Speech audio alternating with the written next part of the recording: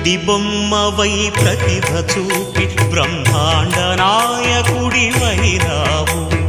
మాతా పితలకు ప్రదక్షిణముతో మహాగణపతిగా మారావు. భక్తుల మొరలాలించి బ్రోచుటకు గజముఖ గణపతివైనావు.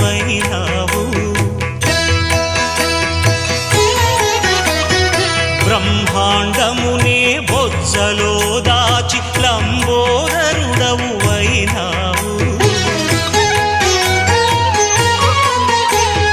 లాభము శుభము కీర్తిని పూర్వక లక్ష్మీ గణపతివైనావు. వేద పురాణములఖిల శాస్త్రములు కళలు చాటును నీ వైభవం. వక్రతుండమే ఓంకారమని విభు